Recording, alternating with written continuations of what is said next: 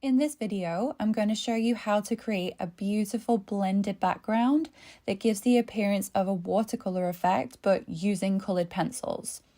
For this, I'm using a mixture of different greens, varying from lighter shades to darker shades from all three pencil brands. So the Caran d'Ache Luminance, the Faber-Castell Polychromos, and the Prismacolor.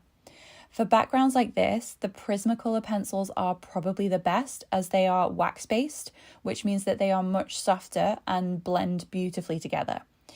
You don't have to use the same pencils I'm using, any variety of greens will do. This is a really simple and effective way of adding backgrounds to your drawings and applies the techniques of layering and blending. So this process is very similar to the layering process that I've shown you in a previous video. You always want to start with the lightest colors, gradually bringing in darker colors. The only difference here really is I'm a lot more random with where I place the darker colors, which you'll see as I progress through this video. So now that I have this base layer down of the pale green, I'm going to start to bring in darker and darker greens. It really doesn't matter which greens you use. You can just use whatever you have available to you. The great thing about this technique is you can use any colors. I've used it for my jellyfish drawing, and I've also used it for a sea turtle drawing where I've used this effect for the water background. I really love it because it creates that really nice blended, almost watercolor effect without the unpredictability of using watercolor paints. So you can see here, all I'm doing is I'm adding quite random patches of these slightly darker colors. This is how you get that nice blended effect.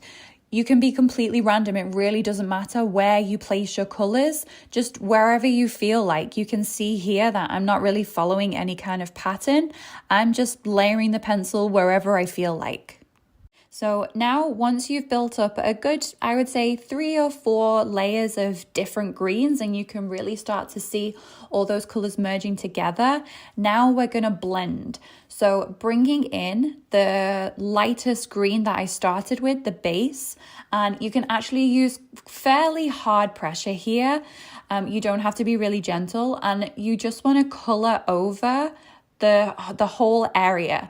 And what you will start to see really quickly is all those colors smooth out and really blend together beautifully. Yeah, so this is a really simple technique, but also such a lovely way to add a background to your drawings. You can make it as light or as dark as you want, depending on which pencils you use and how many layers, but it's a really simple technique of just layering and blending your colors together.